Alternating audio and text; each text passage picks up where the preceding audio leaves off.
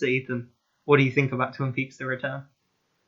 I think Twin Peaks: The Return is one of the greatest seasons of TV that I've ever watched. I've watched it twice in a year now, and I thought it would be a while before I rewatched it. I saw it at the start of 2020, and Harry had started watching Twin Peaks, and he was getting closer and closer to The Return. And the closer he got, the more it made me want to watch it with him because there's so many fantastic things in The Return, and I really think as more of a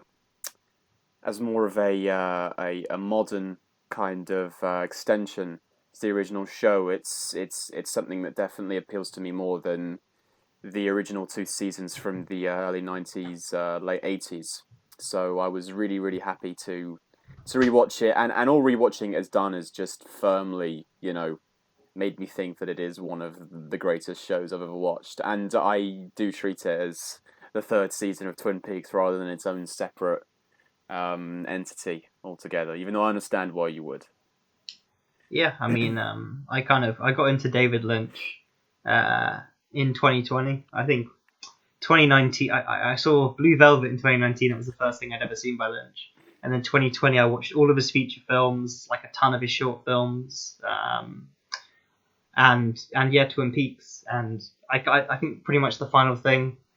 Actually, no, it's not the final thing because we watched Straight Story. I think that was the final film I Mm, saw. But yeah, I yeah, think it's the last kind of major work he's done, last kind of thing that's not a short film essentially, and I think it's the best thing he's ever made. I think obviously it wasn't the only person that made it because Mark Frost kind of writes a lot of the show as well. But I guess Lynch and Frost, I think it's the best thing that they've ever done. Yeah, it's kind of going in. A lot of people are like, oh, it's the best film of the year, and I was like, oh, fuck off, it's a TV show. But it kind of is an 18-hour film. Um, yeah, I can't believe it got made. Honestly, it's like the fact that he directed all 18 hours. There's it tells one ongoing story with such kind of bravery and commitment.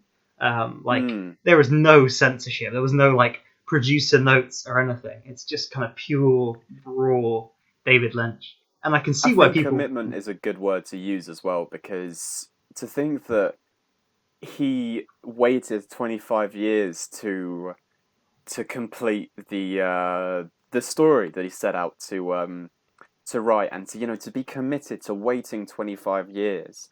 I mean, I'm sure that at the end of Twin Peaks he kind of said, all right, well, I'm going to leave it for a while and I will leave it for 25 years, but I'm sure during those 25 years he would have had some kind of I feel like he would have had some instinct to carry on and go back to it, but to carry on waiting, to just keep telling yourself, okay, no, I said I'd do 25 years, that's what I'm going to do. Well, for plot reasons, you kind of had to wait 25 years, or you just de-age, sorry, not de-age, you age all of your characters up, all of your actors. So it is really remarkable that he decided that he had, the dedication to wait 25 years to come out with this third series so that he can make it work in the context of the original show and where we sort of left things off as well. Yeah, and when we talked about the original show, obviously you got to kind of acknowledge that David Lynch was pretty much the sole voice behind the pilot, which is the thing that he says he's most proud of. And then after that, there were so many other people involved, and I know he kind of lost interest when the studio kind of forced him to reveal who killed Laura Palmer. He left the show and then kind of came back with the final episode and Fire Walk with Me as almost kind of like a I don't even know what he was Yeah, trying to yeah, do with yeah, it. You yeah, could yeah. you can definitely analyze Fire Walk with Me as like a fuck you to Twin Peaks, in that it starts with a TV being smashed and then ends with Laura Palmer as like an angelic figure, kind of rising above the most iconic kind of location in Twin Peaks. But yeah, like 25 years later, I mean, he almost left the Twin Peaks to return. Um, because I think they didn't want episode 8 and they wanted it to be like slightly shorter, but he was like, no, I'm not doing it until I get 18 episodes and you let me make episode 8, which we will definitely talk about episode 8. I Um, I can understand decisions like that, but at the same time, episode 8 is far and away the greatest thing to come out of that show. I mean, it's almost it's almost infamous for being, a very, very unique, original episode of a TV show, something that redefines something or reinvents the wheel. And I mean, to think that there was a time where episode 8 couldn't have been part of a show where you have this story and it continues from point A to point B, and there isn't this one episode that just completely puts everything on the back burner for a second and just shows you, I guess, what could be called an origin story. To think that that couldn't have been part of the show is just mad, because it's a highlight, it's a Yeah, massive highlight. definitely. And I love how my favorite kind of his films is Eraserhead.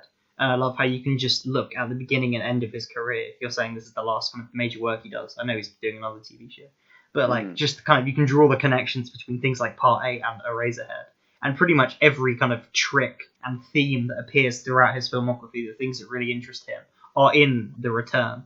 Like it almost feels like it's not just returning to Twin Peaks; it's returning to pretty much everything David Lynch has made to this point.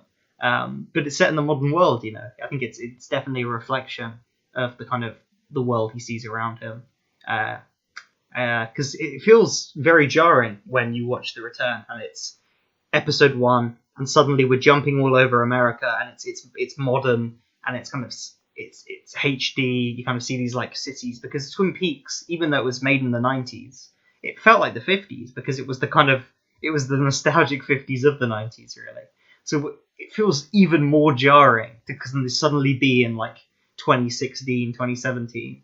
That kind of jump, it feels very odd, and I think I don't blame people who don't like this show, because not only is it odd, kind of that jump, but it is just odd in terms of its content.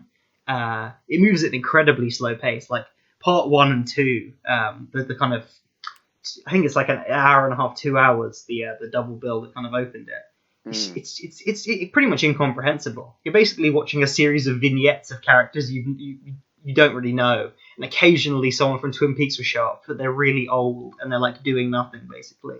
Um, and But to a yeah, greater extent, that carries on throughout the show, because in the return, it's very in the original show.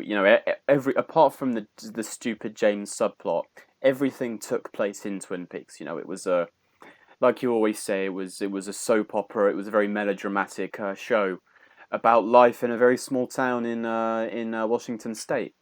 But I mean, I'm not going to call it a world show, but the return has scale. I mean, it's like a geography hop of a show. There are things going on all over the place. I'd say mostly, in fact, if not solely, in the US. But I mean, it's on that front, it's really good. It's really good because it has more of a scope to it, and it's not just focused in one area. So you can afford to create new characters and new stories. And I would even go as far as to say that Twin Peaks is in the physical location, and the characters that are in Twin Peaks aren't. I mean, they're the B plot, aren't they? They're not really where I think David Lynch wants to.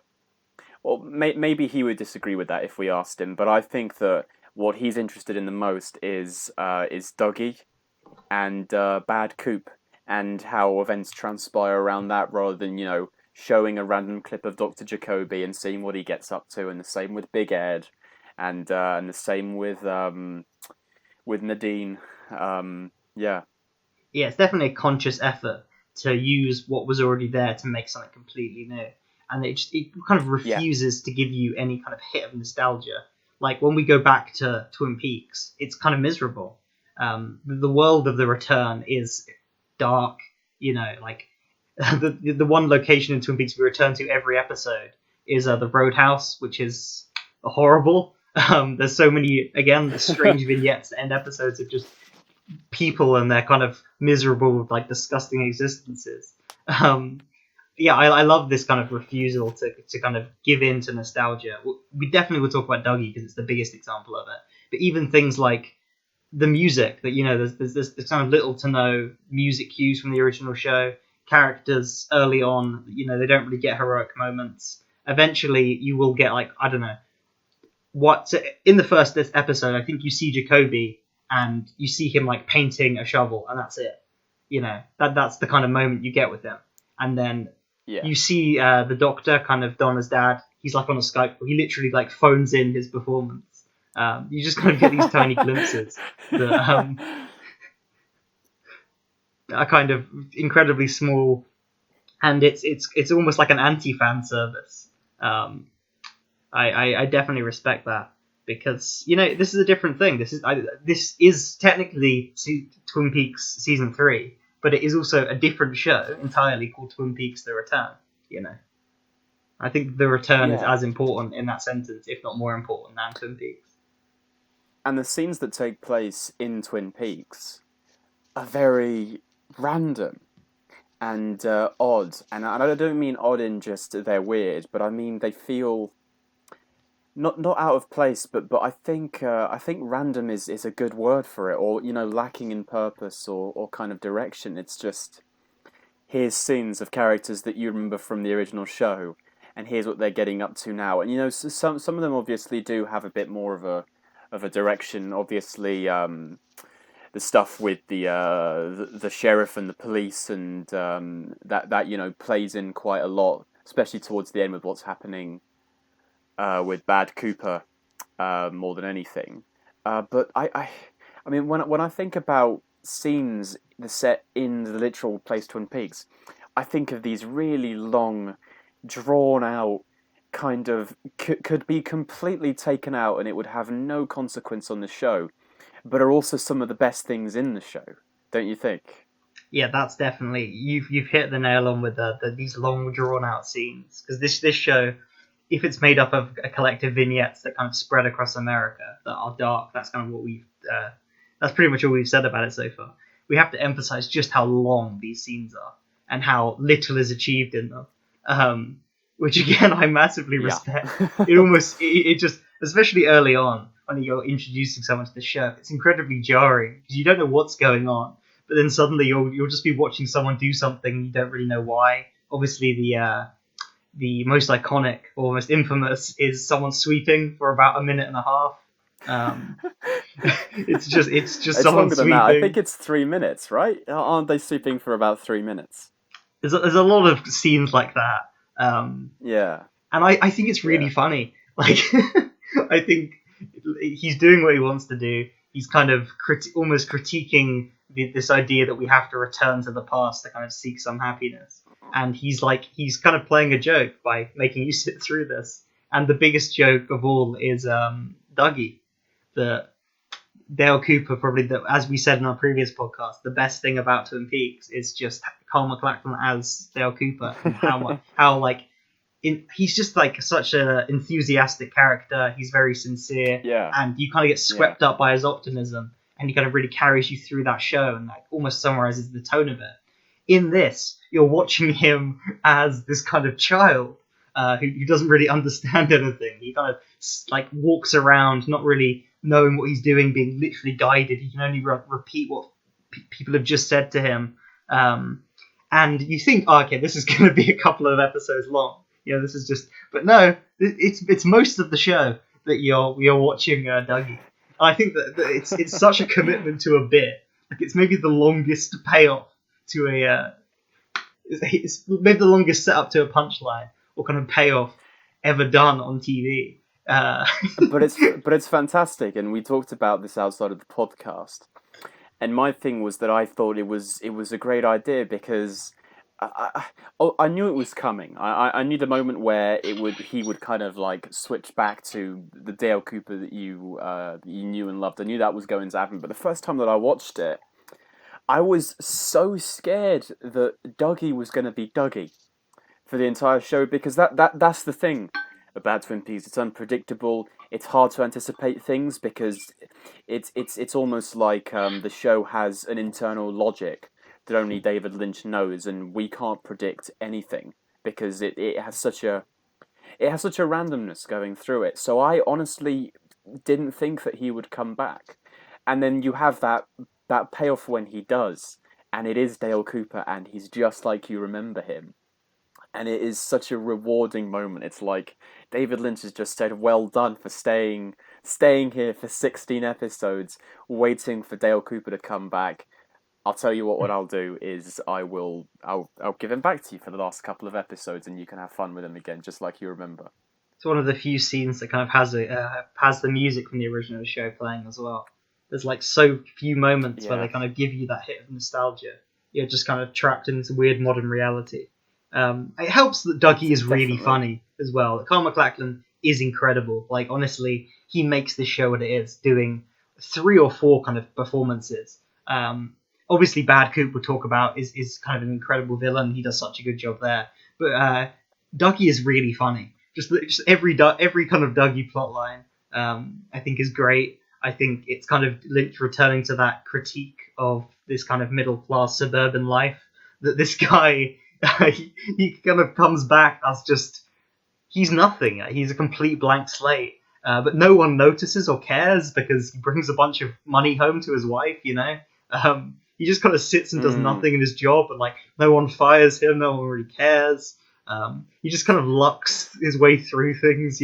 He's being guided by Mike in the Red Room to make some of the right decisions. Yeah, yeah, the fact that yeah. literally no one, Dougie Jones didn't exist until he was kind of a tulpa that was made, and he's embodying this person that kind of shouldn't exist, and no one kind of cares. I think that's the kind of wider societal point. But the main point is to be really funny and let Carl McLachlan kind of do a lot of comedy bits. Doing the cherry pie, the hello, all of that stuff. Yeah, because it's almost like a caricature. I mean, his entire everything about his physique, his mannerisms, are traits that you would think of a zombie happening.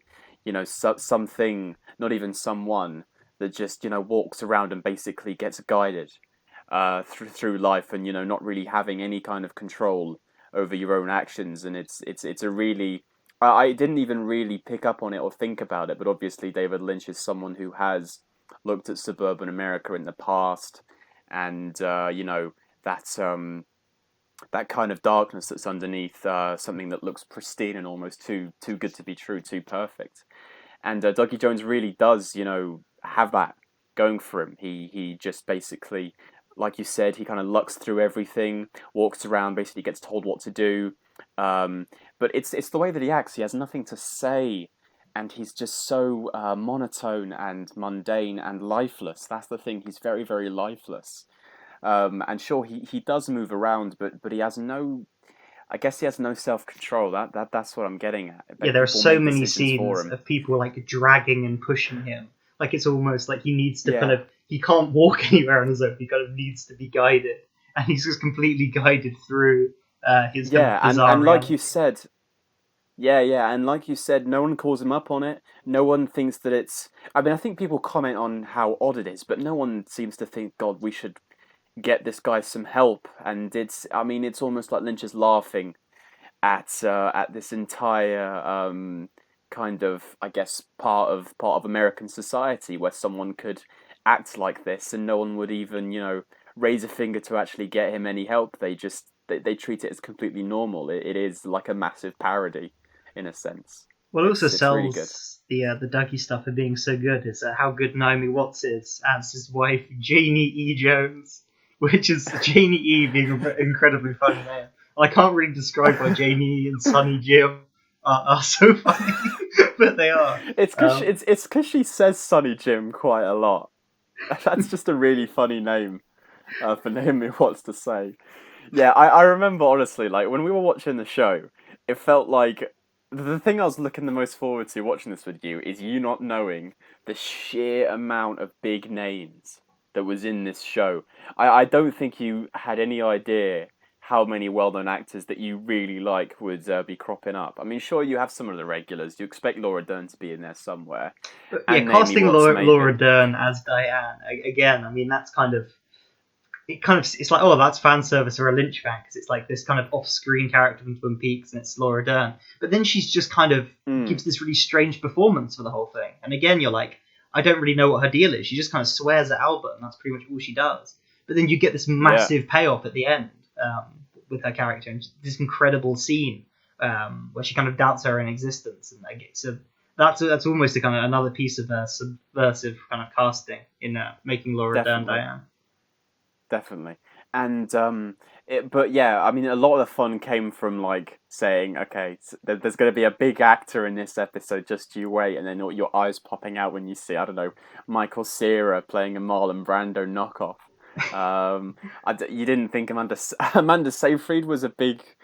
Just where did that come from? But yeah, I guess we'll go with it as well. And then there's also Jennifer Jason Leigh and Tim Roth playing a couple who go around basically doing hits for Bad Cooper.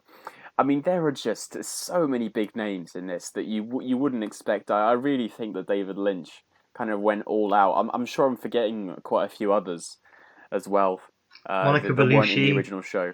Monica She's Bellucci, yeah, in a dream. Yeah, it's a strangely eclectic cast for sure. And it's a cast kind of across his career again. Like Naomi Watts in Mulholland Drive gives one of kind of I mm, think one of the best film performances I've ever seen. And she's great in this as well. Yeah, Janie E, strange character, um, sells the kind of Dougie thing. Like she acknowledges how weird it is, but again, it's like because you kind of come into this guy's life, you don't really know why he's in all this debt, but he is, and he comes in with the money, so she kind of forgives him for that. There's a scene where she realizes he's not fat anymore, and they have sex, which is one of the funniest scenes of in the show. Um, it's a funny show. I mean, I think one of the main. I think every episode has like 4 or 5 laugh out loud funny moments, and it is that Lynch sense of humor that's just it's completely deadpan. A lot of the joke is how long things are taking, um, yeah, but I think it's definitely. really funny.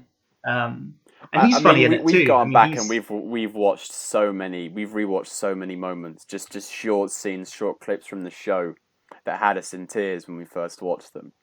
Honestly, there are so many. It is almost amazing to see how someone can combine such. I mean, I can't. I struggle to think of a synonym for darkness because we've already used it so much. But such a kind of black sense of humor, and still make things get to a point where it can feel so sinister, but there's still so much comedy to be found in the show, and it's a lot easier when you make the darkness and the comedy separate. But he manages to mix the two in a way that is just incredible, just incredible, honestly. yeah, because duality is definitely like a big theme in his films. There's a lot of doubling and a lot of people that are two people, and the dark side of the light and the light side of the dark, and it's a lot of Twin Peaks is kind of finding the light and the darkness.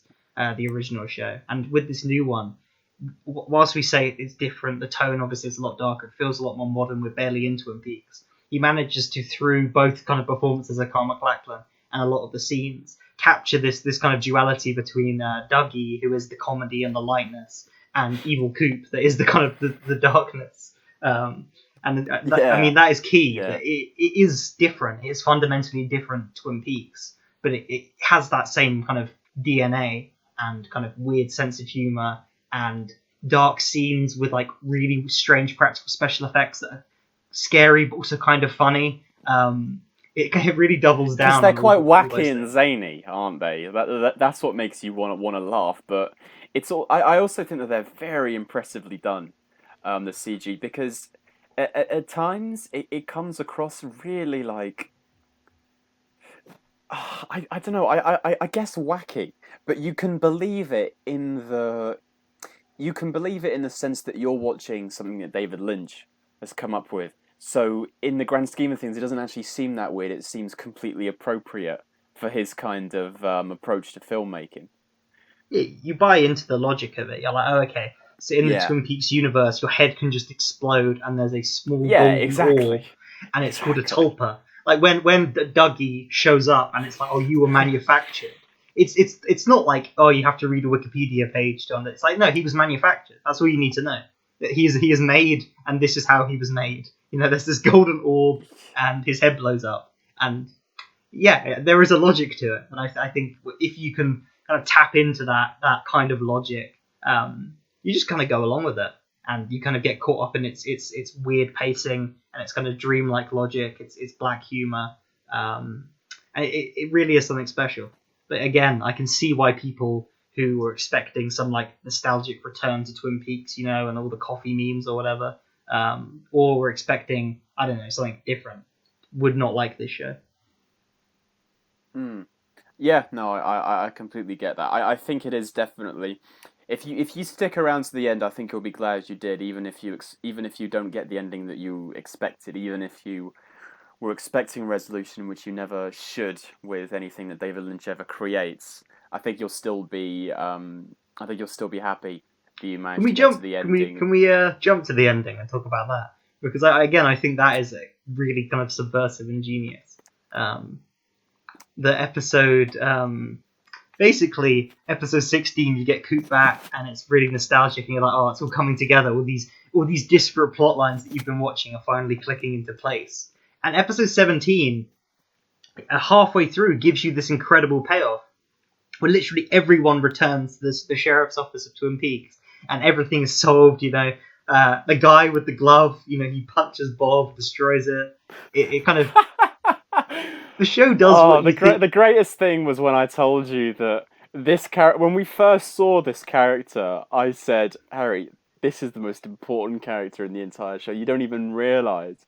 I mean, it seemed like another one of those classic Twin Peaks scenes where very very uninteresting and minor characters. I know one of them was James, but fuck James. But they're like having a conversation, and it seems about something that's completely irrelevant to the show.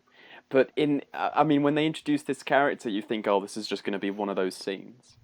But when I told you that this guy basically does something that's so important, you just didn't believe me. But at the same time, you kind of did, because in Twin Peaks, anything can happen. It's very, very funny.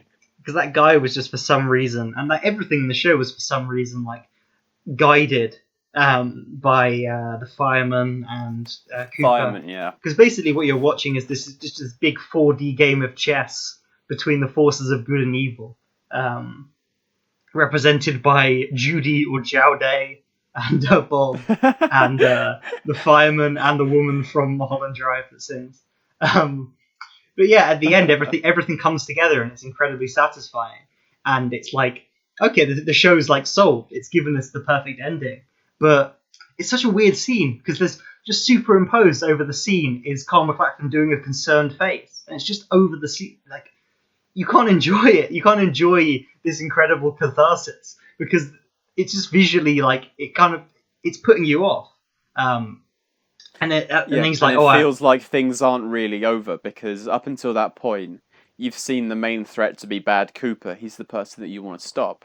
So when he does get killed, when Bob does finally die, you think, "Oh, well, this is it. This is over. We've won the battle." But really, it's never quite that simple, is it? yeah, and then suddenly the scene jumps, and what was in the kind of being superimposed over at his concerned face is now the scene you're watching. They go through a door and into Fire Walk with Me, which is incredibly well done. Like it's insanely Yeah. well done. And yeah, he takes Laura Palmer and tr- guides her out of it. You watch the first scene of Twin Peaks, and now Laura Palmer didn't die. So pretty much the reason you're watching these characters and the reason Cooper came to Twin Peaks and the reason the entire show exists that doesn't exist anymore. It's basically destroying the legacy of it. And okay, that would be a really good ending as well. But no, then there's another episode, which just keeps getting stranger. And then I genuinely have no idea what even happens in the last episode. It's Cooper and Diane cross over into another world, which I think is heavily implied to be potentially our own world. They've entered the real world.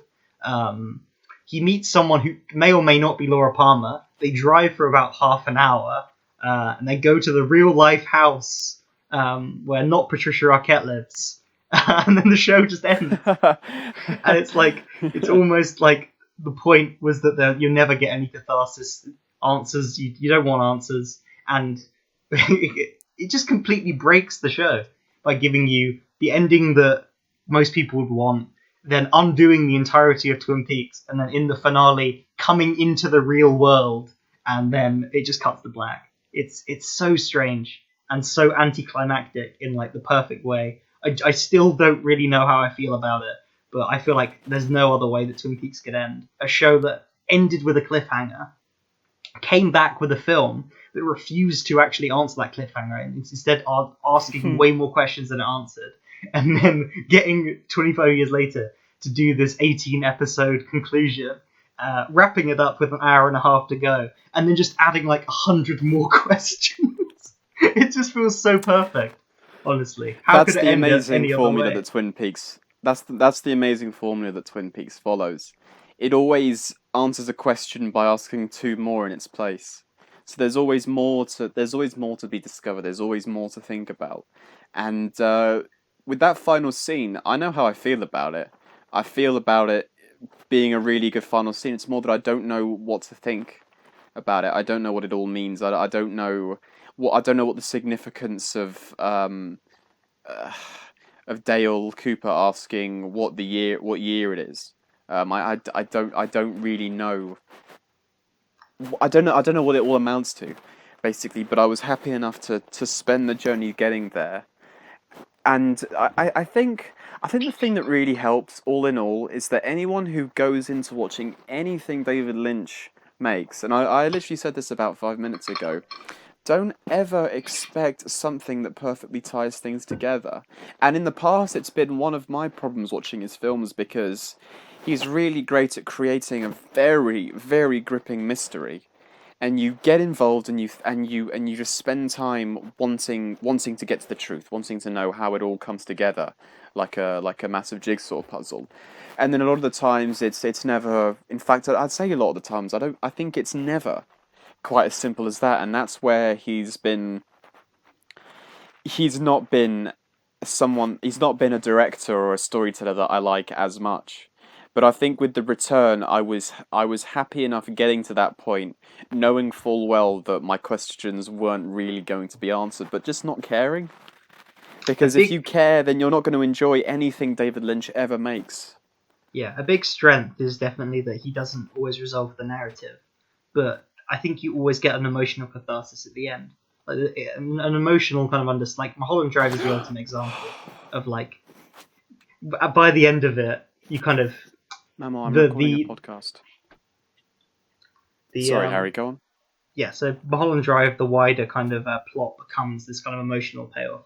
And the final scene of the show, um, obviously, it's been hinted at that what you're watching is this kind of battle between good and evil. You know, they're trying to kill two birds with one stone, as they keep saying, which I'm assuming is we're going to save Laura Palmer and we're going to defeat Judy, who apparently was the villain the whole time. Um, and when he says, "What year is this?" you don't need to know what that means because you can just see in the performance, just the defeat in Carl McLaughlin's voice and his body language. Like he's realized that we've made a mistake here. We can't do this. And then just ending with that scream, I feel like it's you don't know like exactly like what they've done wrong. You know what the ramifications for this are, how Judy's going to win, how evil's going to triumph. But you understand emotionally this is a depressing ending, and this is as dark as you can get. And I feel like the performances do a really good job of selling that. So throughout his work, yeah, narratively, the mysteries are set up. You don't always get the payoff, but emotionally, I think that's the key. I think that's what makes his work really special. I would agree with that. I think it's quite incredible how he's able to leave you with an emotion and a feeling of dread and loss without you knowing why. It's just in the way that things are shot. It's just in the way things play out, in the way that your actors perform. All of these things come together to leave you with something, and you may not know the specifics of it. You may not be able to fully realize why, but you can definitely feel it in that final scene, and that's enough, really, isn't it? Yeah, and it's like I think there is an interpretation. It's not concrete, but by Judy, I think Judy Jaude, he says. I think that might mean like conclusiveness. Like I think it is in some language it means like to conclude, to wrap up, and the idea that in his mind the real villain, the ultimate evil, is the idea of having everything neatly wrapped up, Is and that what? to Sorry, you cut out there. it's the idea of having everything neatly wrapped up and kind of concluded, and that the villain of the show is this idea that you can gain closure and move on. There's a lot of quotes of him like there's obviously that like theory that's kind of bullshit. There's also some good points about Twin Peaks being this meta narrative about TV and TV violence, which some of it's true, but I think it is just about violence in general, and how the idea of giving someone, like tying a neat little bow and giving someone like a conclusion, just kind of kills it. Suddenly the mystery's dead. You can move on, and in the end, he has this force, this evil force that kind of represents the idea of wrapping things up. Win, because we're never going to get things wrapped up. We're never going to know all of the mysteries. And I think for a show that was murdered by the network, for him anyway, by revealing who killed Laura Palmer, it's kind of, he's spent every kind of creative bit of kind of capital he's had since then to kind of introduce mysteries that aren't going to be solved. Like Fire Walk with Me is an insane film that I don't fully understand. This show is insane. I think the finale of Twin Peaks is insane, and I like that basically they killed his show by explaining the mystery, and he's done everything in his power since then to unexplain it and to create more mysteries that are never going to be solved. Yeah, I think one of the biggest appeals for me about The Return, especially, is trying to figure out on a surface level more than anything what the hell's going on.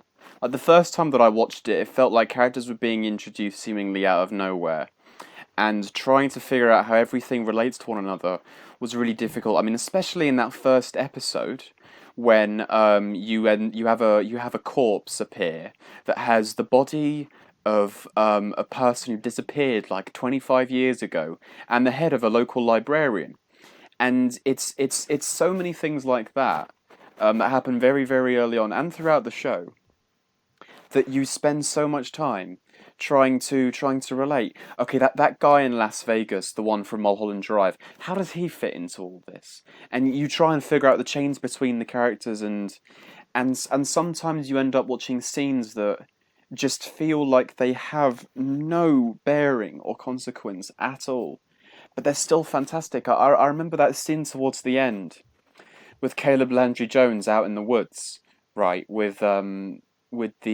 woman, after Amanda Seyfried's kind of been looking around for him, and it's such a brilliantly performed scene, and it evokes something so strong out of you watching it. But in the grand scheme of things, I have no idea what the fuck it means. And I have that about so many scenes in the show where I think, well, what was the purpose behind doing things like that? And it's really, I mean, it just blows me away how Lynch is able to get into your get into your head, cause you to question things about what you've watched, and just leave you, just obsessing, really, really obsessing about how everything relates to one another. And that's basically what I enjoyed doing the most. I enjoyed, okay, so you've got this woman here who lives somewhere on the outskirts of Las Vegas, and there's a car outside her house with a bomb underneath, and she's a drug addict, and her kid is playing around, and I want to know how that relates to something completely different. And you try and build these webs in your head between things. And I was really happy to watch the show a second time, because the first time, so many things went over my head. I mean, a lot of the stuff with Diane towards the end, I didn't really know what was going on. But watching it a second time with you, having the hindsight to know the direction that things go in, really helped putting the pieces together more. And sure, on a much deeper level, it's harder for me to derive any concrete meaning. But on a surface level, I feel so much more confident that I know how things tie together, and that was a really, really big benefit of watching it a second time. Yeah, when you tap into it and go with the logic, I think it all ties up. Like you're like, okay, Mm. so this guy was manufactured. He is going to go and find Judy. To go to see Judy, he has to go to this place and do the thing. And like, if you're asking like, oh, well, how does this work? And you just kind of go with it. You're like, yeah, these are these people that can bring people back from the dead somehow. That's a thing. Philip Jeffries may not exist anymore, at least not in the normal sense. You just kind of take it. You take it as it is, and you're like, yeah, okay, sure, that makes sense.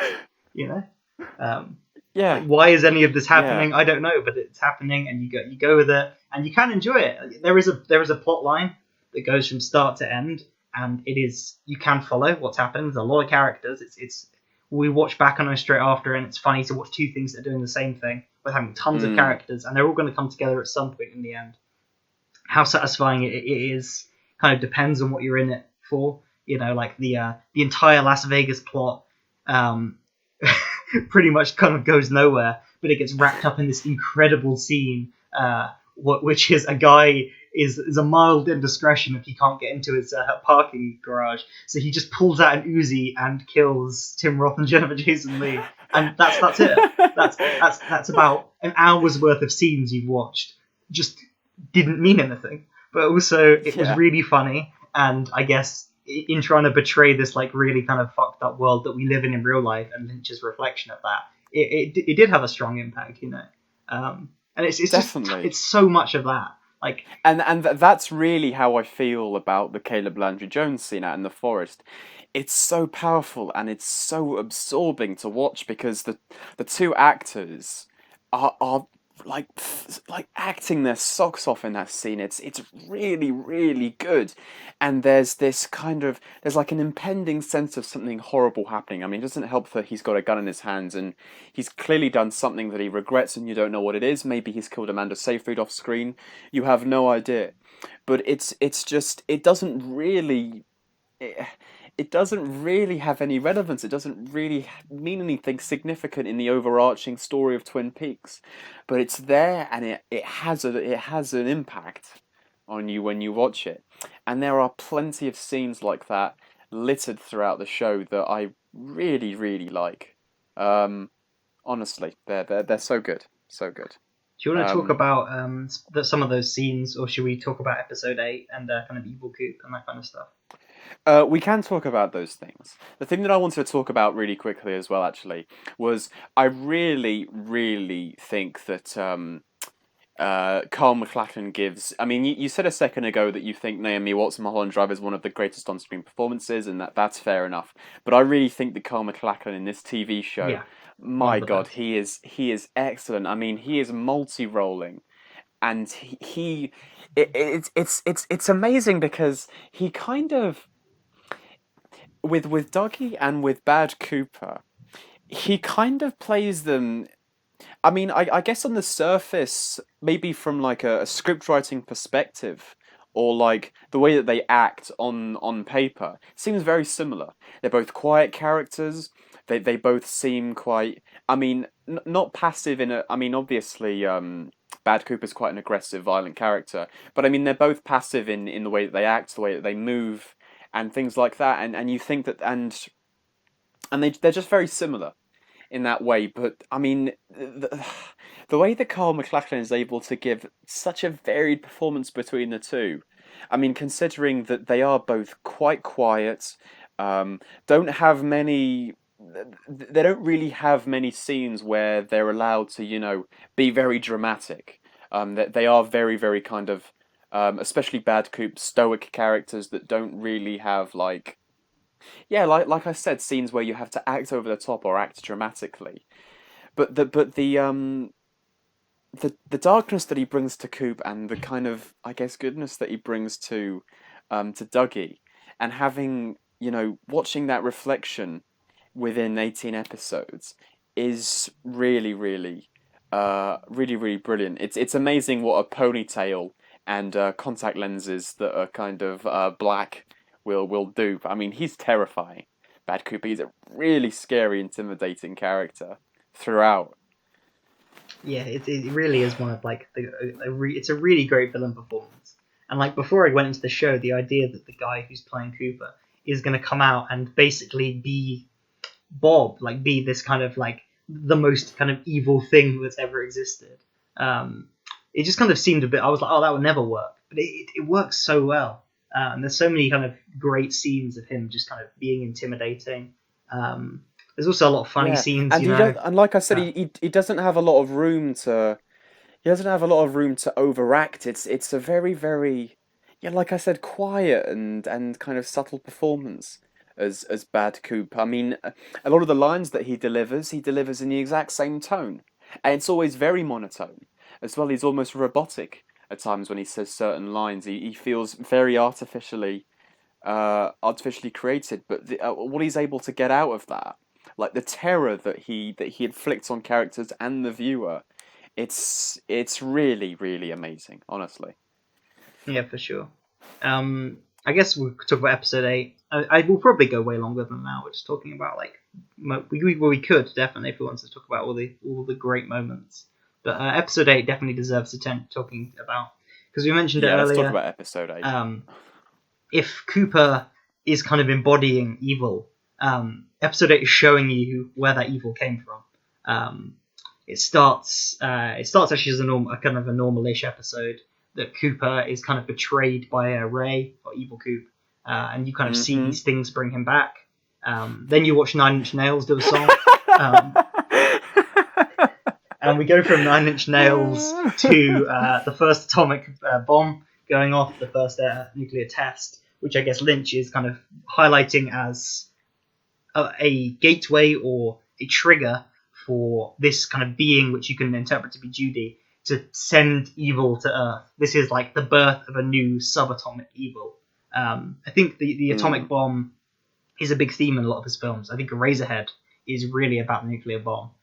Gordon Cole in his office has just a picture of the bomb going off behind him. I think as a child of the 50s, it's something that he kind of is really obsessed with, and using it as kind of this starting point in this story of almost start of the battle of good and evil is really interesting. That we have this kind of 2001-esque sequence. I know a lot of the special effects are amateurish, but these effects are incredible. They're some of the best kind of practical and CGI effects you'll see of just like this kind of like weird visualization of I don't even know what, like atoms and explosions, and then there'll just be something goofy, like you'll just see Bob's face, in a little orb. I guess that I love that kind of juxtaposition. And then it's pretty much silent. There's not much dialogue. I guess you can interpret Bob is sent to Earth by Judy or by something because of the nuclear bomb, and then we see the good. We see to combat this evil. We see what we can assume to be the White Lodge or some place where good is created. This ball of light that has Laura Palmer's face on being sent to Earth to combat it, and then I guess we have these kind of the whole God of Light thing. I don't know what we're going to call. Are they the Woodsman? I think they might be called. You kind of see them taking over the radio and TV to almost kind of corrupt and spread this message of evil, or lull everyone into a false sense of security. And again, that definitely taps into a thing Lynch is trying to say about media, that he picks this year where the nuclear bomb goes off, and he picks the year with the I think it was the year TV was invented, and the year like a significant year in the kind of history of radio, and like a moment where you can suddenly spread a message across America. It's really like, and it's all done without explaining any of this. It's all done visually. You definitely can get a sense of what's going on. You can see that this is evil, this is good, this is what's triggered it, this is how it's being spread. But it's just done in such an effective way. It looks so nice. The kind of the black and white photography. Yeah, but definitely. Then the moments of kind of good being created in this like really kind of bright yellow that's coming out of someone as they're levitating, and the orb. And I think it's really well done. It's like all I can say. Do you want to talk about episode 8 a bit, Ethan? I just that was me explaining it, giving a theory. Yeah. You've just, I don't know what more I can add. I mean, I agree with everything you've just said. I think the color palette is exceptional. I think black and white, as just two very, very, very opposing colors, contrast so well. Especially, you're right with that moment where this kind of glowing yellow obviously signifies something that's inherently good. And everything else about it. I mean, I talked about how unique and it feels like a very groundbreaking episode of TV. I remember I didn't watch. I read something in the Guardian about really really kind of unique and reshaping episodes of TV, and there was the test stream episode from The Sopranos on there, and episode 8 from Twin Peaks: The Return, and it's definitely like that. I think it's because it's just so. I think what makes it more than anything like land so well is that it just comes out of nowhere. You don't expect episode 8 to be about what it is, because up until then you watched 7 episodes of of a story that feels all over the place, but is a continuation of the episode before. And episode 8 just comes out of nowhere and says, "No, we're going to stop that, and I'm going to take a break, and I'm going to show you something completely different," basically. And it's very informative as well. Actually, I mean, you're right. It's almost a masterclass in visual storytelling in how it achieves its themes of spreading a message over a large group of people, kind of mass communication, but also in the way that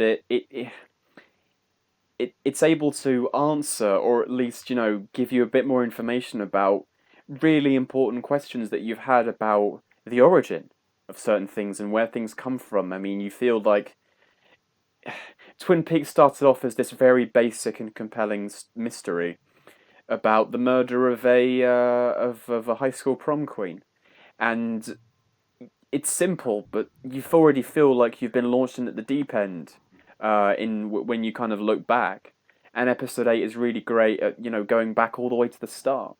And people often joke about how origin stories are unnecessary and you don't really need them, but in Twin Peaks, I was more than happy to watch an hour's worth or 50 minutes worth um, showing us Judy, and showing us how Bob was created, and showing us how I believe Laura Palmer was created. I don't think she was conceived the natural way, Harry. That's what I'm trying to say.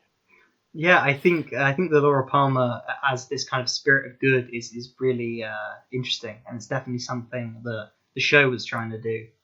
In the Prom Queen has a dark past, but honestly, she was kind of taking on this kind of unknowable, like literally unknowable supernatural evil that is a metaphor for kind of all of our evils as a society and as a humanity, I guess. Um, and then Fire Walk with Me is pretty much just the first half. Obviously, is different on the first third, but the second two thirds are really hard to watch because you're watching the final days of someone's life, someone Yeah. taking on this evil and not letting anyone in, almost because they kind of they don't want anyone else to kind of be corrupted by it. They don't want anyone else to suffer as much as she is. She's kind of almost sacrificing herself to save everyone else and save the town of Twin Peaks. Um, I think there's definitely when she puts the ring on, she kind of knows that she's going to die in that film, and it's all told visually again, but it is kind of really powerful and really hard to watch. But the film ends with her as an angel, um, kind of ascending this force for good, and this episode kind of reinforces that it is incredibly sincere and it's very cheesy in a way that I think David Lynch is incredibly sincere. That he sees Laura Palmer as this like literal force of goodness in the universe, um, and like But even good can be corrupted and brought to the ground, as Fire Walk with Me obviously shows. I mean, she's someone. If we believe that she was created to combat evil, she died, and her final days were horrible, and really, quite a lot of her life was horrible. I mean, having a father like the one that she had, so even inherent good can be defeated, which is a really disturbing message, isn't and it? it's kind of it's even more kind of twisted by the very end of the return, where it's I guess we've defeated or seemingly have defeated Bob. The way he breaks into pieces is very interesting. I think that was definitely deliberate. Is to, have we defeated him or are we just spreading him? But can we kill two birds with one stone? Can we defeat evil and bring Laura Palmer back? And I think the final episode, that final scene, the answer is no. You can't. You can't kill two birds with one stone. I don't know what the significance of what years this is. Um, there's like a weird timeless quality to Twin Peaks for sure, and the fact that we seemingly are in the real world. Um, I don't know. I think a really kind of key part to kind of understanding or interpreting Twin Peaks is the Fire Walk with Me riddle. That because I think through the darkness of future past, that line is kind of it's seemingly meaningless, but it seems like we're in future past. We're in some kind of future recognized by the past, and the one shout out between two worlds seems to be the scream she's doing at the end. You know, I'm guessing the Mm. two worlds are the world of Twin Peaks and our world, and it's kind of existing Yeah. in some place between that. It's strange. It's a very uncanny TV show, um, and we have done almost an hour on it, and I feel like we've talked a lot about analysis and how weird David Lynch is and kind of interpreting a lot of it. But I also think we probably could literally do another hour on just talking about some of the really funny scenes and moments that we've watched like so many times, just because they really make us laugh, or just kind of great moments. So do you want to kind of move on to doing that? Yeah, definitely can. Um, Maybe one of the most ambiguous moments throughout the show that we've not mentioned yet is what happens with Audrey towards the second Yeah. half of the show. So maybe we should talk about that, and then we can start talking about, like concrete subplots throughout the show. Yeah, definitely. I almost brought Audrey up, but I thought I don't want to go into this now. When we're talking about just how vague it can be. This Well, should we talk about Richard Horn first, because he really is the best thing I think, about yeah, Click. Richard and Audrey Horn for sure. Just really quickly, when we were talking about episode 8, you should have mentioned episode 3, which is really underrated, which is quite similar to Yeah. episode 8 in how weird it is. I guess it's more kind of plot led, that it's like you're seeing this journey through the unknown that Cooper's taking. But yeah, that's an underrated episode in that it's almost as weird as 8. But because 8 is so out there, no one really talks about 3, I feel like. Mm. But 3 is about Cooper's return back to the real world, because he's been stuck in the Black Lodge for 25 years, and you see this. Yeah, I mean, you said 2001, and I feel like 2001 isn't just relevant to episode 8, but it's also relevant to episode 3. I mean, he goes on this mind-bending journey back to the real world, and yeah, like the special effects, they're zany and really weird and so quirky, but they're also incredible. Like you see his journey back to the real world, and then there's that place that we don't really know where it is or what it is, where he kind of like it's like a massive concrete tower in a sea, right? And it has kind of a purple tint. You know where I'm talking about. Yeah. Although I can tell you a very strong theory that I actually think I believe about where that place is. Okay. So whenever you hear Lynch talking about the transcendental meditation, he always refers to it as like this kind of vast kind of purple sea of just kind of nothingness. And that when you kind of when you meditate like that, that's kind of where you get ideas from. So I think that might be like a visual representation of like it's not his head, but like when you transcendentally meditate, that kind of vast sea of nothingness with just a tower in the middle. I think that's what that's kind of meant to symbolize. That's a really good idea. And if there's anything we know about David Lynch, is that he loves to talk about transcendental meditation as well. So I'm sure that that's a very strong case for it. What I was going to mention, though, was when he actually goes inside the tower or the building or whatever it is, and the editing is very strange, isn't it? I think David Lynch is someone who has, I don't know if he uses the same editor in a lot of his films and a lot of his TV, but his editing, that he can make the way that the shots kind of go through one another very very strange, and it's got quite a kind of a jumpy clanky edit to it, and the footage is sometimes reversed as well. In fact, I think it's often reversed, um, and that's one of the highlights of episode 3 as well. It's very disorientating, um, and it makes for a room or a chamber that is extremely memorable as a result as well. Yeah, for sure. And you have that kind of this woman with no eyes, who I guess by the end is Diane.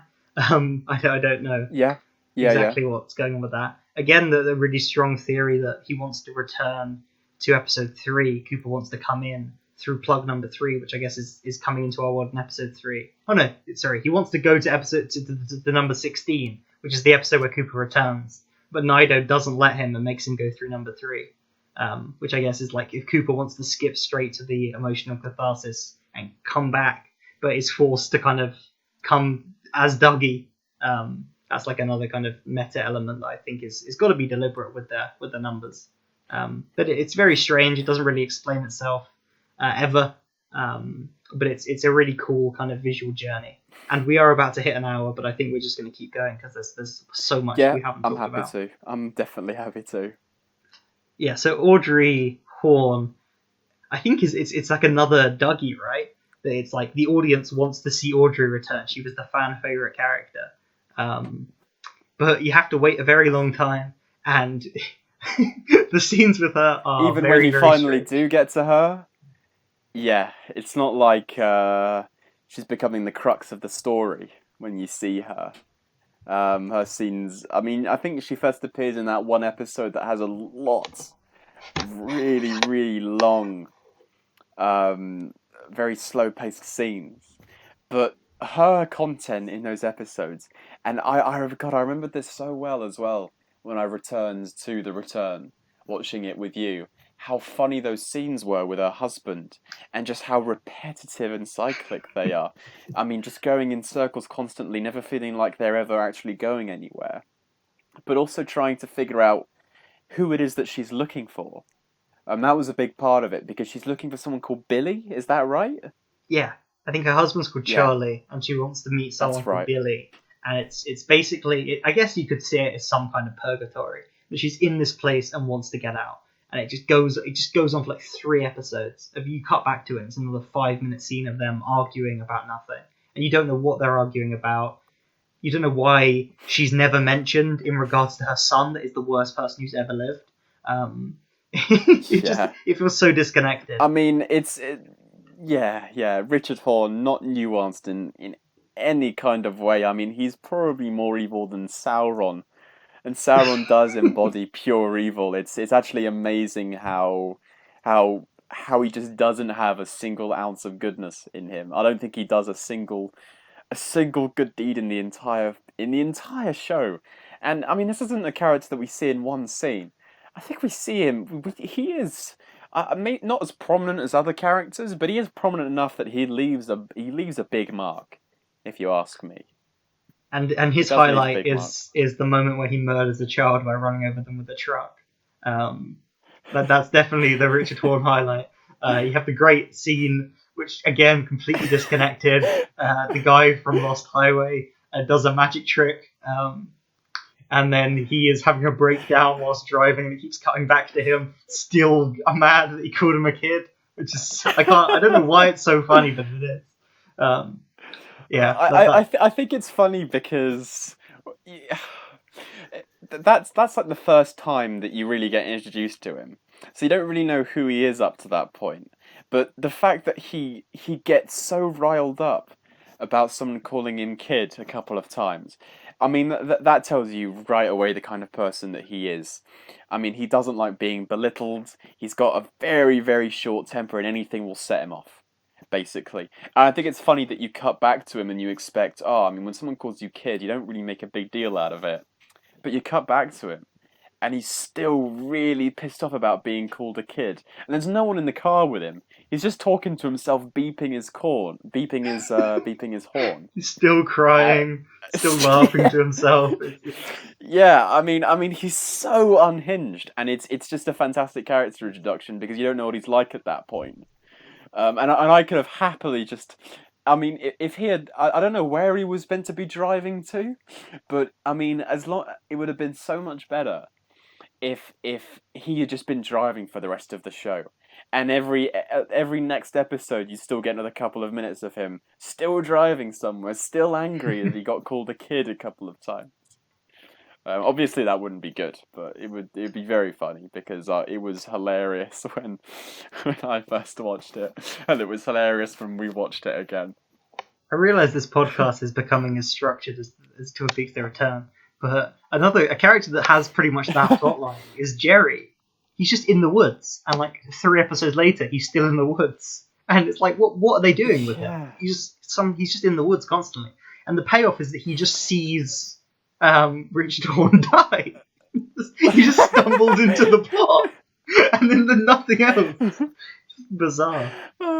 Yeah. So he strolls up to see like his what great nephew? Is it his great nephew die? Yeah, I think pretty. because it's the nephew of his it's the nephew of his brother's. No, no, no. So it's his brother's grandson. So Yeah, it's yeah. So I guess it would be his grandnephew. I don't know. I don't know, but he's definitely in the family. And yeah, never get brought up again. But I mean, like, we've already said this before quite a few times on the podcast, but that's just one of the very the massive amount of scenes and things that happen in the show that like are so random and don't really have any greater part to play, but they're just kind of there. Like we think about some of the great Bobby scenes, and there's one that we've seen so many times in the show, isn't there? Which is when when there's the gunshot through the R&R, and he goes out to investigate, and it's just this kid who accidentally fired a gun. And throughout this scene, there's this one car that's behind the car where the gunshot came from, and the horn's just going constantly, and it's driving you insane because not only is it hard to hear dialogue, but hearing a beeping horn constantly is really annoying. And then when Bobby sees that there's not really a threat and it was just a misfire, he goes over to investigate, and God, it's so funny. It's We're late. so funny. There's this woman with her, like, I don't know, grandson or something, and they're trying to get somewhere, and they're very, very late, basically. And She she hasn't hasn't seen them in a very long while. Oh God, I love it. I honestly love it so much. Yeah, it's that scene is one of the best scenes of the show. I think Bobby as a character is really good. The actor that gives a really great performance. Yeah, that scene is Yeah. really like it cuts back to him at the end, just looking incredibly surprised. He doesn't know what's going on, and that's definitely one of the moments where it's like, yeah, you're exactly where he is. You don't know Yeah. what's going on. What Yeah. this kid is a zombie. It's Also, just, really quickly, hang on, Harry. Yeah, go on. yeah, What were you gonna that is say? one of the weirdest scenes. Okay. But Before we talk about anything more, we have to talk about Audrey. What happens yeah, with we her do. towards the end? Because we completely forgot to actually mention that.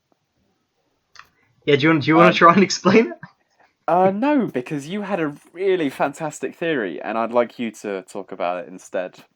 So like I'll you, set up the scene. So, Audrey is trying to look for this guy still, Billy, and she goes with her husband Charlie to the roadhouse because I think that's where someone last saw him or something like that. they spend a lot of And time talking about going to the roadhouse and putting their coats on and stuff. yeah, and then they finally get there, and there's this like ultra surreal moment where Audrey's theme starts playing, and it's not non-diegetic.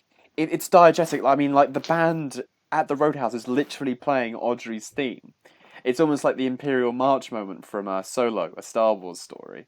Um, and But that calls back to a scene in pretty much the first one of the first episodes of the show, when Audrey puts that song on the radio of the diner, and it's diegetic, and she's dancing to it, like it's actually playing in the world. So that was like a weird moment in the original show that kind of does this thing. yeah, But yeah, it's this one odd. just takes it to the It's next very odd. level because the guy at the house who's presenting says like it's Audrey's dance, everyone.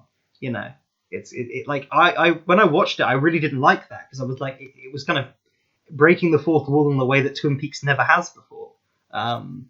But then she's dancing, and it's cut in such a strange way where it was more in the original show. It was sustained. It was this kind of expression of like youth and kind of.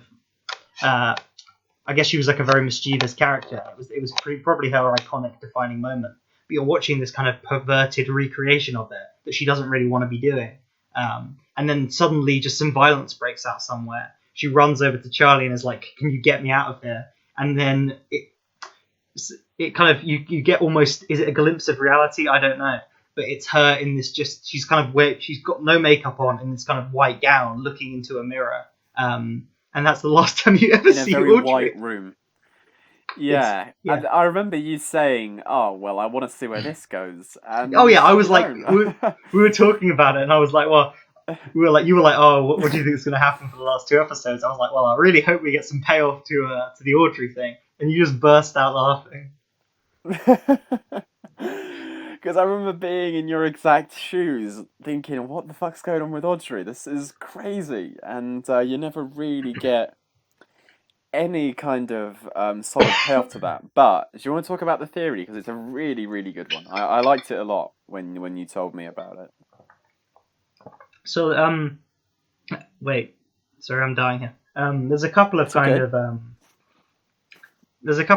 things. So Mark Frost obviously writes a lot of Twin Peaks, and his mythology is almost different to Lynch's. He's written numerous books that are in the world of Twin Peaks, but you can. It's kind of like it's up to you whether you think they're canon or not. And he wrote one in which kind of Audrey is kind of hospitalized and institutionalized because she's kind of lost her mind. So that glimpse kind of could be a glimpse of that. There's also a theory which I think I kind of subscribe to, where the whole thing is like meta. That Audrey is like asking like, "Where's Billy?" And when she talks about Billy, she's referring to Billy Zane, who played her love interest in the original show. I think this is true. And she's like, that's so good. she goes to the Roadhouse, has to perform this kind of meta dance. Charlie is a writer, and at one point he gives her a threat, like, "Do I have to rewrite your story again?" Which is a really weird line and kind of sinister. And then in that glimpse, I don't think that's Audrey. I think that's the actress playing Audrey. I don't know why she's in Twin Peaks. It's this weird world within two worlds, but it's almost like the fiction of what you're watching just breaks. It's definitely the most meta the show is. It's strange. She's in some kind of purgatory if the character's lost her mind, or if that's the actress like trying to get in the show. I honestly don't know, but I kind of respect that they took along with Cooper, the most iconic character from the original show, and just did this weird, bizarre thing with her. That there's so little there. It's completely up to your own interpretation as to what's happening. Definitely, definitely. Yeah. But I do like the idea that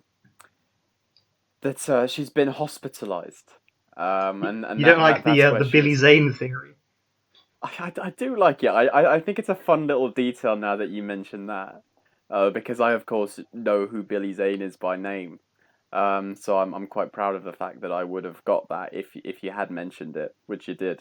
Um, but no, I think the idea that she was hospitalized because like um, I don't know because and what was the reason as well? It was to do with her son, right? To do with Yeah, Richard. so there's like a bit where Rich Torn dies and Evil Coop says Yeah. like goodbye my son or my child.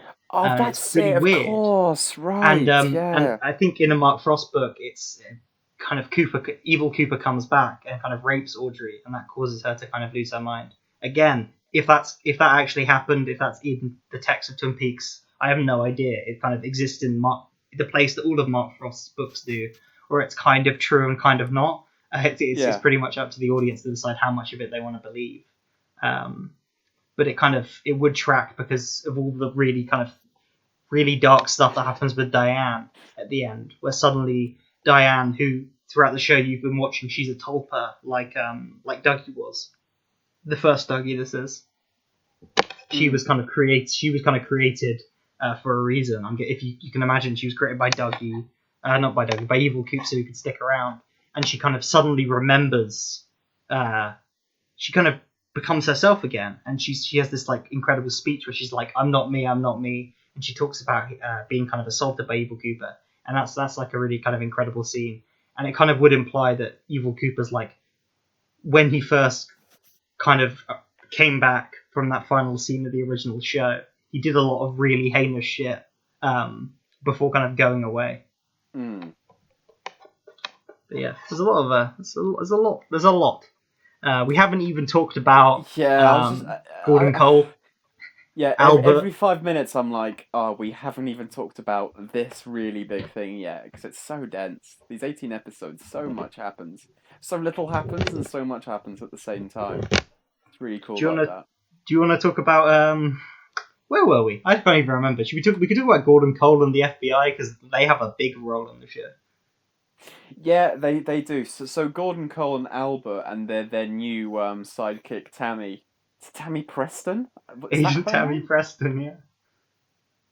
Yeah, Agent Tammy Preston are kind of back, and they're basically trying to put the pieces together. I think they properly get involved um, when the body of Major Briggs is found with, like I said, the head of a librarian, which is such a Ruth weird thing to Davenport. say out loud. Ruth Davenport. Yeah, they get involved, and then someone that they haven't seen in a very long time, Dale Cooper, winds up out of nowhere.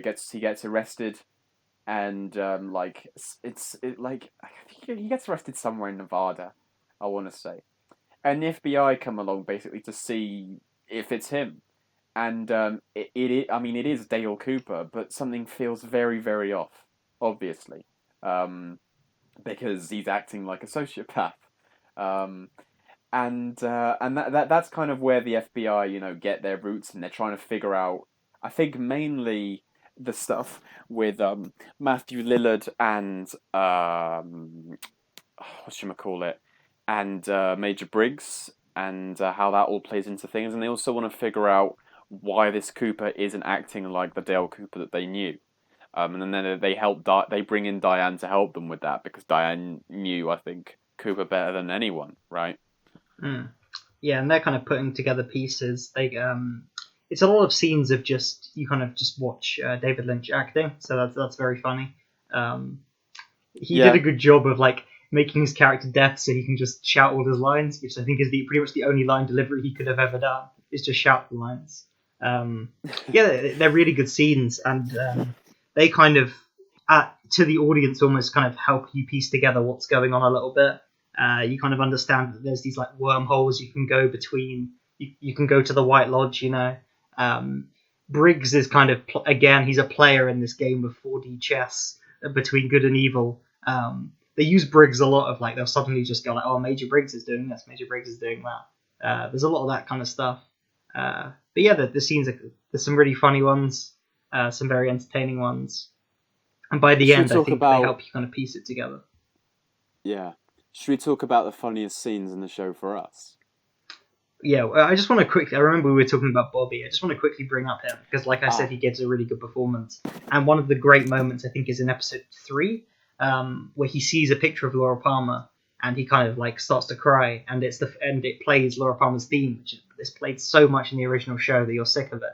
But it kind of it really hits you because it's the music and his performance, and I think he really carries a lot of emotional weight because even though Briggs is kind of it's goofy how they use his like because the actor was dead they use his like face and his like they use a lot of stock footage of Briggs in a really goofy way, but and it was a funny relationship in the original show, but he sells the sincerity of these scenes where it's like, oh, my dad's trying to communicate with me, he told me about this thing years ago, and I think he gives such a grounded human performance. He honestly sells so much of like the crazy bullshit that's happening, and part of the reason that screaming scene is so funny is because Bobby is like bang in the middle of it, kind of reacting the same way you are. So yeah, I just wanted to shout out I think that's another really good performance. Maybe the most unexpectedly big improvement. Like he was good in the original show, but he really is kind of next level in the return. it's it's two reasons. The first reason is he's a lot more attractive now that he's older because he does grey hair really well.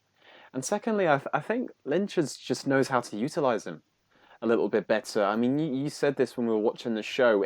We don't have many scenes with Bobby, but the ones that we had had so far, they were always very.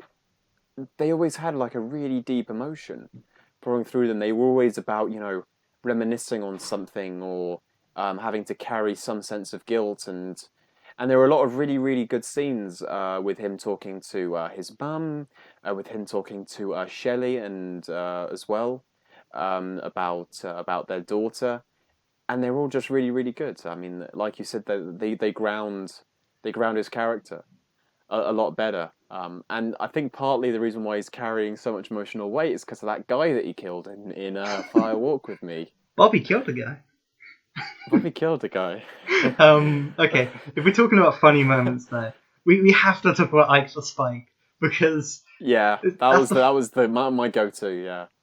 I mean that the the first Ike the Spike murder scene is just it's sickening. It's disgusting. The violence is done, but it is the music cued with the visual of this kind of little guy running in with just like an ice pick, just into a normal office. The little like back and forth with this like office worker woman at her table. Just how out of nowhere this thing comes from just makes it such a funny scene. I think it's mostly the music and his It's mostly the performance, music. but oh my god, it's a perfect balance again between just the blackest kind of the darkness and the light, like the blackest comedy you can get is a woman being killed whilst he like twists around yeah, ice pick in Yeah, her chest. It's it's horrible. because it's so violent and so gory. You can't help but go, "Oh, that's so disgusting," but the music's still playing, and you get like the Spike just grunting with every movement, and he's killing her with a screwdriver as well. I mean, that's got to be one of the funniest things about it. It's such a strange murder weapon. Just Yeah. it's crazy, and it's very funny and how it comes out of nowhere. There's one scene where the song plays and like the Spike gets given a photograph of two people, and then you also get the scene where he tries to kill Dougie, which again is funny because you have a tree going squeeze his hand off. um, this we haven't even talked about how the arm is now a tree with like a piece of gum for a head. Yeah, again, you were the one who picked up on that and had something to say about it, which was really interesting. That the little guy and the tree are the same entity, but one's evolved into the other. Yeah, because he says when you see me again, it won't be me, which is convenient as well because the guy that played the little guy in the original show is like seemingly a very bad human being. Him and David Lynch had a massive falling out, um, so it's convenient they could recast him. And also, it kind of works because he's like, if you see me, it won't be me. And now he's a tree, you know. He's like, I have evolved. You just got to go with it. You're like, yeah, he's evolved. Mm. Are there any other things you want to talk about in terms of like kind of funny moments? Um, I mean, there's plenty. There really, really are plenty. I think Ike the Spike and Richard Horn, having talked about those, are probably they are probably the funniest moments. There's also some really amazing photos of Dale Cooper in the show. Before I forget, there's the photo of him walking towards the cameraman outside his mansion in Rio, which Oh, is a that's so really good. Who great. took the photo? I don't know. I But who really, also really took don't the know. photo of him in the red room? Oh, that's great. The other things that I wanted to talk about were, well, obviously there's that very funny moment where Dale Cooper is imprisoned, and he gets his phone call, and all he says is the cow jumped over the moon on the call, and it's like, what? So random. Also, also, not that it's a really, really important thing, but it felt important in the moment. Is that room in New York, that penthouse with the cube in it that's being surveyed by that guy? That's a really cool part of the first half of the season, isn't it? You say first half of the season. I think it's pretty much just the first two episodes. That entire kind of weird mini subplot, and then episode three, Cooper kind of travels through it, and I don't think you ever see it again after that. Mm. Yeah, But that's very strange. yeah, what I like about it so much, especially the first time you see that room, is all of the shots are really, really slow, and it's very yeah, it's very, very quiet, and there's not a lot going on in the scene. And I really think it sets the pace and tone for what you would expect for the rest of the show. I mean, the scene's telling you, yeah, expect some slow shit in the return, but it's also very intriguing. Like you wonder why all these cameras are watching this cube. You wonder what they're observing or what they're surveying, and then you have this guy who's watching it, who is the observer. He's not really allowed to leave, and people aren't allowed to come into the room as well. Apart from the one time where the security guard isn't there anymore, which is again that's a very weird detail. The security guard is nowhere to be found, right? Yeah, Because the but guy then who's the watching the entire room thing doesn't know is where he went. really strange. Yeah, it's a very very odd scene where the security guard is just no longer there, and you don't know where he went. But the next thing you know, that very particular night, both of them get killed because she comes into the room with him, and something appears inside the cube that isn't Dale Cooper, which we then see in the next episode, I think. But it's this weird black thing that kills them. And I don't know where it came from, and I don't know where it went, and I don't know what it was, but it was very cool nonetheless. Right, I'm going to mention a ton of things that we've not talked about yet that are funny or memorable. All right, ready? Okay, Okay. yeah, So if we're going early on, we did mention Hello, but the whole casino plot of Dougie in the casino, I think that's great. yeah. Um, that leads us on to the Mitchum brothers and Candy, the three girls they live with. I think they're really funny. Oh, They're these like vicious gangsters that become just like really kind of like nice guys. The whole thing of meeting out in the desert, and he has the I mean, box of they are cherry pie. reputed gangsters. That is something that people often say. I think that stuff is really funny with the cherry pie and Candy being really distracted. I think that stuff's really good. All of that. We Mm. haven't really talked about kind of Andy and Lucy and Hawk.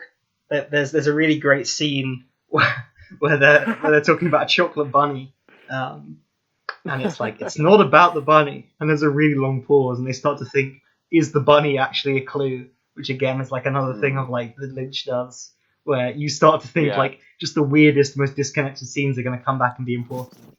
Um, Do you see, know who's almost as bad as Richard Horn? oh, Chad. Yeah, Yeah, I was gonna that bring Chad cop. up. Yeah, Chad Oh, what an is arsehole. just yeah comically evil. Um, Lucy has her mini arc about she can understand cell phones, um, which kind of pays off in that like that scene where everything pays off in the kind of the 17th episode. Um, you also have you mentioned the Brando scene, obviously that's really funny with Michael Cera just doing Marlon Brando, whilst Robert Forster wants the scene to end, and it goes on for so long. You have the woman that works for Benjamin Horn goes to her sick husband and Oh says that my she was god. working, That's such a good scene. never comes Yeah. back, goes on for a long time. Um, in terms of explosions of anger, you have that bit where that guy just starts like hitting the table and going, "That's what we do in the FBI." Yeah. You got that guy. God, there's so much though.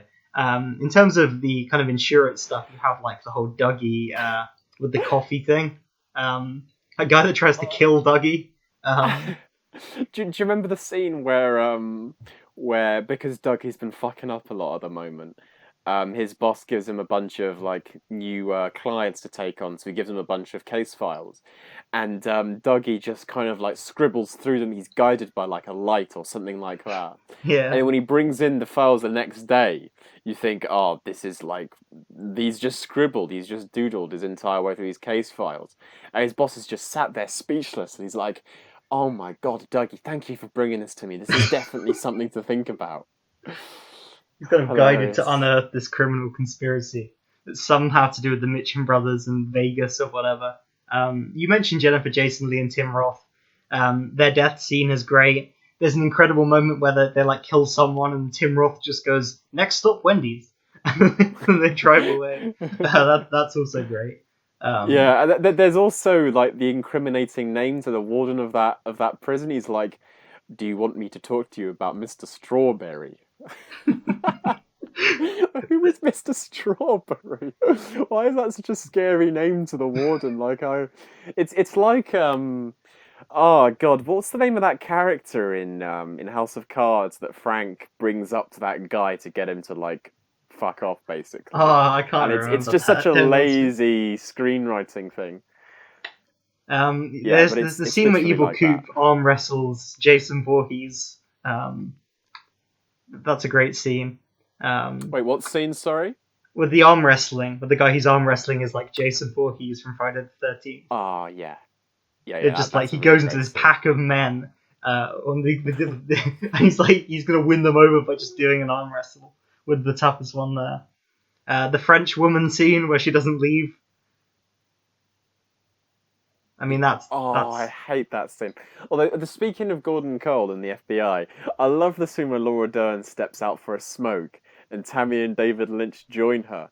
And Tammy's like, looking everywhere, and she can't stand still. She like constantly moves into a new pose every 5 seconds, and David Lynch is just stood there completely still, just eyeing the cigarette that Laura Dern has in her hands while like having a massive grin on his face. That's a fantastic scene that goes on again for a long time without anything, without any, without anything really happening in the scene. Yeah, that is a strange one, but it is also really funny. It feels like a kind of like a deleted scene or an in joke that just went on for way too long. Mm. Um, what else? You've got you kind of mentioned him, but you've got Freddie, the guy with the glove, and him doing that speech about him getting the glove, and it was a tackle worthy of a red card. Um, all that stuff. It's just so That's awesome. strange. Yeah, that's awesome.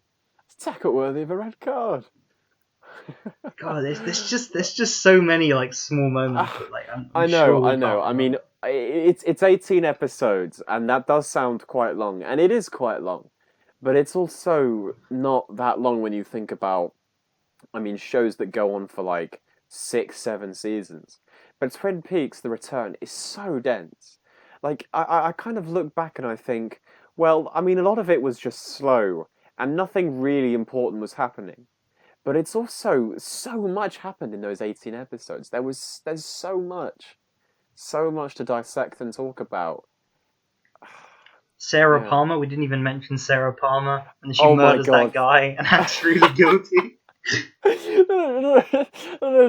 But like, I mean, when it initially happens, she's like, "Oh my god, he just fell. I don't know what happened," and she acts really um inconspicuously, like she acts like someone who doesn't have anything to hide, and then he just says, well, do you expect me to believe that I mean, how did it get to this point where his throat was just on the floor next to him, and then she just completely changes her tone of voice and says, well, you can't prove anything. Oh god. Yeah, she's probably, I say probably. She is the character I feel the most sorry for in the entire Twin Peaks universe. I mean, she's had her daughter taken away from her, who was sexually abused by her own father and Sarah's husband for years. And her husband was possessed by like an evil spirit. So she's had her two closest family relatives die, and now she basically lives a life by herself, basically smoking and drinking herself to an early grave. And she also is able to take her face off of her head, and this thing comes out. It's just very it's I have a lot of pity for that character. I really do. Yeah, that is. And there's something going on with her as well at the end. I don't know quite what it is, but I think she's definitely something to do with what's happening in the ending. I have no idea. I'm sure there's a video you can watch, but yeah, there's some evil that kind of is still within her somehow, and she also could be the person in episode 8 who that bug crawls into. That's like another theory, right? That's what me and my mum thought when we watched the episode. I can't remember if it was my mum or me who suggested it, because I did watch Twin Peaks the entire thing with her, so we talked a lot about it, and we both thought that the orb that has Laura Palmer inside gets sent to Earth and lands as an egg and then hatches, and then the weird cricket thing comes out, basically goes into the mouth of a of a young girl who lives in the local area. And we both thought, well, that egg is Laura Palmer, and the cricket inside goes into Sarah's mouth and embeds itself in there, so that at a later point in the future, um, Sarah gives birth to Laura Palmer, as it's something that's planned that has to happen in order for other things to happen. I guess is probably the simplest way of putting it. Yeah, I mean, yeah, my only kind of I don't know how because I feel like that bug is coded like sinisterly through the filmmaking. Um, but yeah, it would make sense if it kind of was like a way for the force of good to kind of come through the world. I genuinely have no idea. I can see why you'd say that because it's not like the bug looks particularly positive Yeah, there's or something about the language of the embodying positive. filmmaking that kind of codes it as like something evil. I don't know. It seems sinister. Yeah, it does. It does. Yeah. Other. I mean, we definitely should wrap up soon. But other quick moments. There's Ed and Norma finally getting together. That's just like that is like a moment of kind of catharsis and fan service that I think is kind of definitely earned. And with that song playing over the scene, I think that's a good moment. Um, just kind of Dougie's first day, like coming through the plug hole, waking up with Jade. Jade gives two rides, um, all of that stuff, Hmm. and then the car blowing up, Yeah. and you're like, what is this guy involved with? I have no idea. And I've finished the show, and I still don't really know what all of that stuff was about. So I don't know. Okay, so I think that if I remember correctly, um, so the guy from Mulholland Drive, the Twinkies guy, works for Baz Cooper. Um, and the I don't know Twinkies if that's guy, true though, because the Twinkies guy gets killed, doesn't he, by Jennifer Jason Leigh? yeah, but that's also because he fucked up. I think what he was meant to do was he was meant to get rid of Dougie, while Bad Coop goes over somewhere else, and that's the order that he gives him because he activates the red square, whatever that means. But it obviously means something, and I think he failed on his job, and I don't know how Bad Coop would find out. Maybe in his correspondence with Diane, but he finds out, and I think that's why he sends. Um, I mean, why else? Why else would he send Jennifer Jason Leigh to kill that guy if he didn't used to work for him or he wasn't somehow involved with Bad Cooper in some capacity? Don't you think? Yeah, I think you're probably right there. Speaking of evil symbols, there's the symbol for Judy, which in I think at the end of episode 2, Bad Cooper points to and goes, "This is what I want," which is like never really explained. And then like a few episodes later, it's just on the top of a map, um, and Hawk goes like, "You don't ever want to know about that," and then that's all the explanation you get. Yeah, because Robert Forster says, "What's this here?" And then Hawk just kind of like looks at him very, very seriously, and like he says, "You don't ever want to know about that." And then like Robert Forster just looks down and he's like, "What?" Okay then.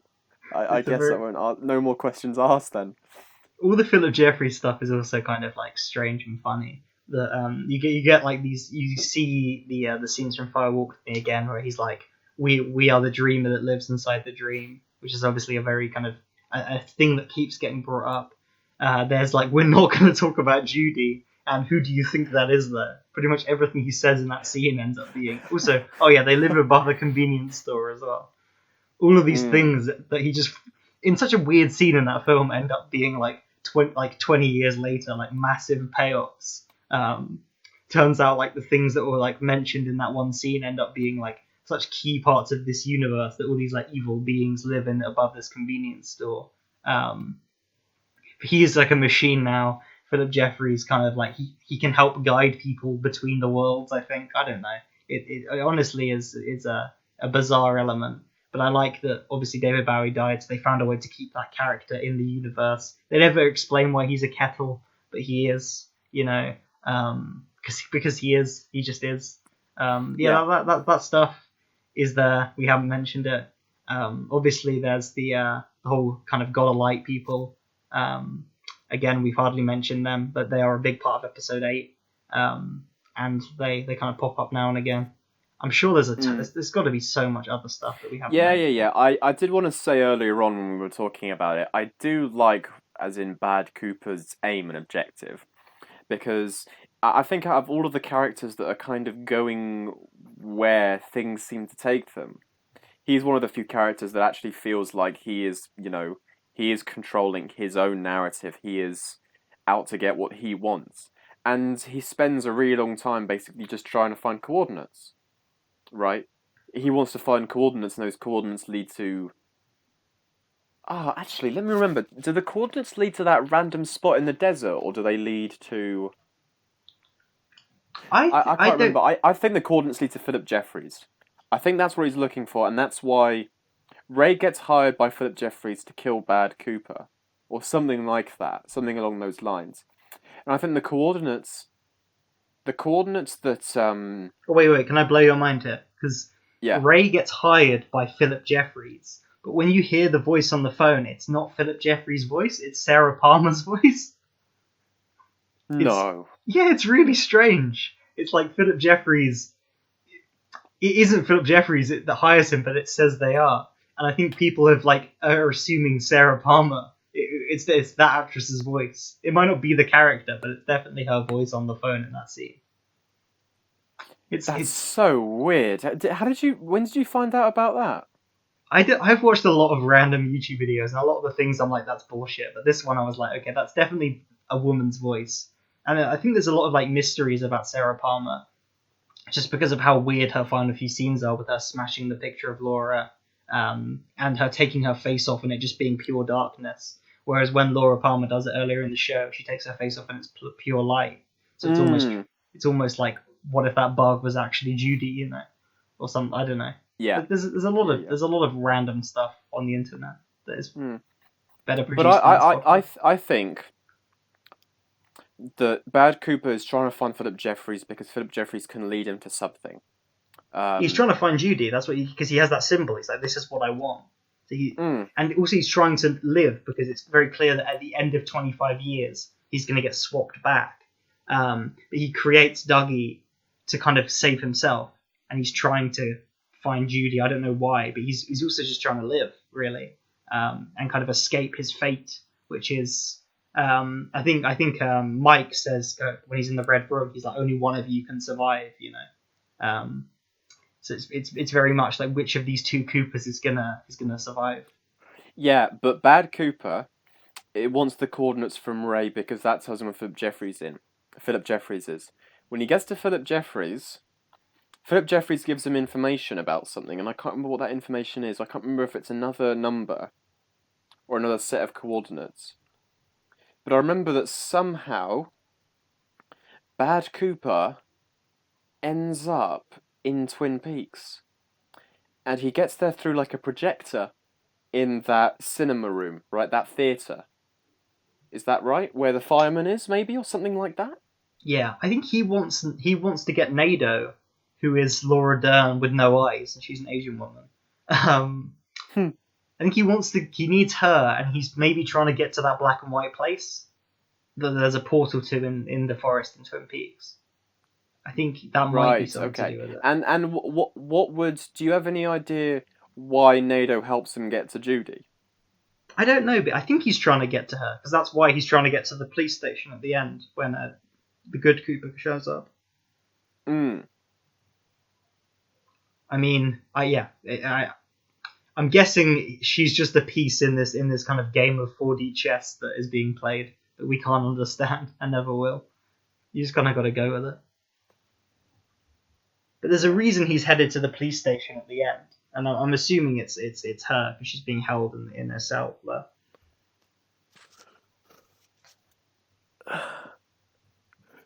That would make sense. All right, should we wrap this up? Do you think? Because we were Yeah, we like, let's keep it probably an should. hour. But there was so much to talk about. Yeah, I'm sure we still could talk about more things, but we should wrap it up, yeah. Do you have any final thoughts or moments that you want to shout out before we never talk about Twin Peaks again? Um I wonder why I like this so much more than all of his work, pretty much. Like, out of all the films that he's made, the one that's really stuck with me, the one that I actually do think is really brilliant, is Blue Velvet. And all of his other films, as I said at the start of the podcast, had me. They had me by the eyeballs and I couldn't look away. Mulholland Drive was a big one in this respect. But by the end of it, I just felt, completely unsatisfied with the conclusion. But Twin Peaks is structured in the same way. It's a gripping story. that doesn't have a resolution, or at least not a resolution that you want. But I don't mind it, and I actually love it in this case. And I've done nothing but praise the return since we've been talking about it. So I really don't know. I Maybe don't it's know why I have that reaction to Twin Peaks, but not the rest of David Lynch's work.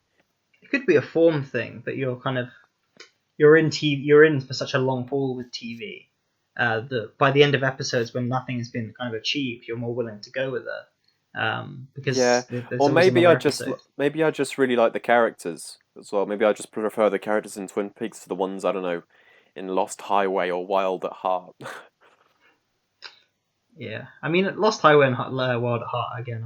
I wasn't the biggest fan of them, but I do really like Mulholland Drive. I think that comes the kind of closest to what this of all of his work. I think this is probably most closest to Mulholland Drive and Inland Empire in a weird way. I know you didn't like that film at all, but in terms of a series of vignettes, I mean that's basically what Inland Empire is. It's just kind of a lot of disconnected scenes.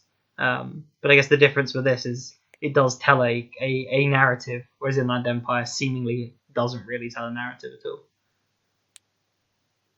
Yeah, yeah. But yeah, I mean, this podcast has gone on for a very long time. It's kind of a meme that we're like, oh, let's keep it an hour because no, um, I think it's been very loose and unstructured. It's been messy. I can't be asked to edit it, so it's going to have a lot of bad moments, a lot of moments where we talk over each other or the audio's not good. But I feel like that sums up Twin Peaks: The Return. Yeah, It's yeah. messy. It's very long. You kind of got to stick with it. But I'm sure one person in the world, one viewer, might listen to this podcast and be like, you know what, that was the greatest TV miniseries of the 2010s. You know, Either that, or we have 400 people watch it, but they can't make it past the 30th second. maybe that will be it. I think that's more likely than one person listens to the whole thing, to be honest. You know what, Twin Peaks: The Return. If the original Twin Peaks was making a kind of David Lynch version of a soap opera, this is David Lynch's version of prestige TV, and it's the best TV show I've seen. Maybe best single season for sure. It's really fucking good. Uh, hope you guys. Well, no one's listening, but hope you guys watch some more David Lynch stuff. Watch, Yeah. watch the good stuff. Don't really watch Dune. That's not really worth your time. Um, yeah, that's about And it. we'll see you when we do the Before trilogy. Yeah, before trilogy, Sopranos and Wire. I can't believe this is the first TV show we've wrapped up before we did Yeah, those. Yeah, that's Twin crazy. Peaks, the end.